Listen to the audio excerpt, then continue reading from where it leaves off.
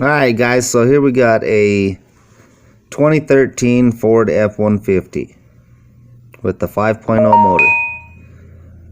We had just changed this radiator hose out here. We'll get to that in a little bit. And it's pretty dirty, as you can see. It's just wear and tear. We got a plug off over here. These little red clips here, you just push up and you could push this in, pop it out. No problem. And just comes right off like that. And then you take an 8mm ratchet, you loosen that up. That's a coil pack. You loosen that up to get to the spark plug. Once you get that all done, you go ahead and pull out the coil pack. You wiggle it side to side and kind of back and forth, you know, being very careful. And you pull forward and or pull up, and as long as you don't have no oil on the end of this thing, you're in good condition. So if there's no oil in there, I mean there's oil getting in there, then you're gonna have to change those seals out right there. So if you get oil in there, change those seals out. And that's gonna be a valve cover gasket seal set. You might as well change the whole gasket pan set. It's not that hard. Pretty simple to do. And then you go ahead and get your ratchet with the extensions on here. Go ahead and break it up a little bit, break it loose. Now I originally did this with two hands just to hold the spark plug straight. That way it didn't you know, break the plug or anything like that. Then once you get that, loosen it all up.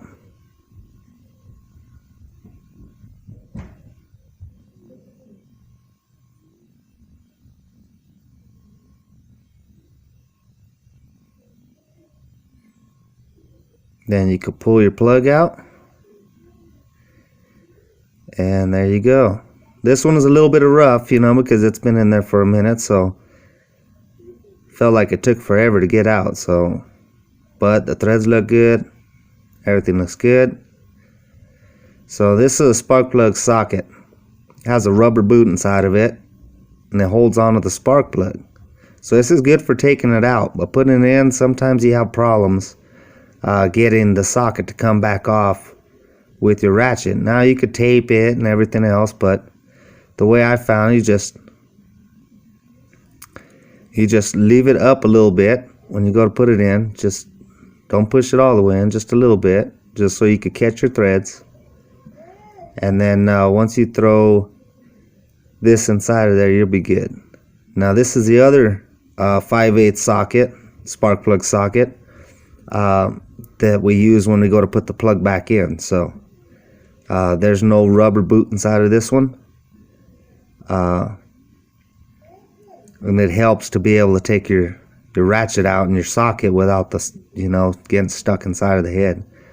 So we'll go ahead and switch this one out, and we tighten this one up. And once we get that all tightened up, then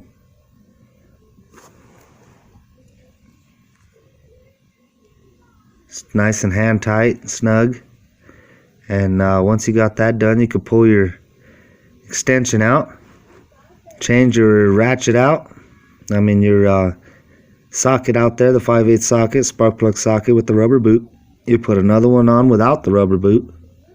Go ahead and put it in there and tighten her up. Get her done the remainder of the way. Now we put just a little bit of oil on the end of the threads, you know, just to help it clean everything up in there. But now we're going to go ahead and tighten it down. Make sure you have two hands on this when you do it, because you don't want to break the spark plug. You don't want it to wander. Once you got it nice and tight, then you go ahead and pull your extension and socket out. Just like that. You got to be careful though. You don't want to break that spark plug when you're pulling your ratchet and your extension out. Sometimes they could get jammed up, you know. But here we are again. Nice, no oil on the end, you know, coil pack. So just go ahead and wiggle and push it back in, get it in place, make sure it seats, and get your bolt here. Go ahead and tighten that bolt up. And once you got that bolt tightened up,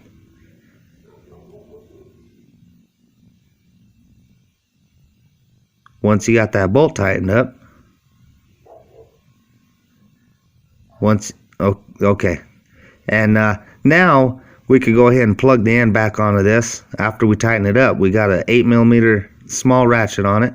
Just give it a nice little snug, and another little snug, and then you're ready to plug it in. So once you plug it in, make sure it seats. Push the red clip down, that locks it in, and give it a little wiggle test. Make sure it can't come out. So after that, we are looking good on one spark plug. We got 7 more to go.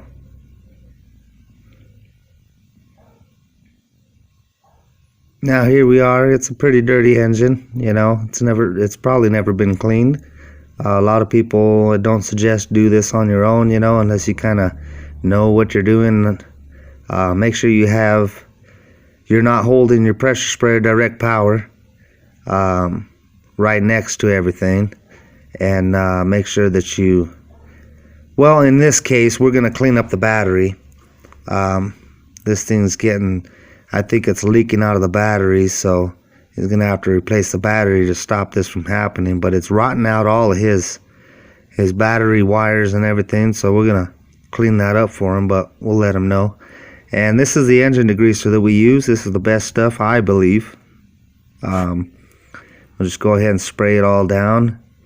We'll make sure we get off in here real good, and make sure that we clean her up real nice, and then get all the water off of it, and then start her up and let her burn for a while. Here we go. We just got through spraying all the engine gunk over the firewall, the battery. We scraped the battery. We sprayed everything inside of here with that engine gunk, all the way up to the front. And then we also sprayed the whole front side. Okay, all the plastics, all of that stuff, all in the front, just not the headlights, you know, and the bumper. Now this is after we just got through spraying the engine down with water, got it all rinsed up. Now we're drying it off. Use a high pressure vac. That's the best that I've found, you know. I've never had any start issues or nothing using one of these, so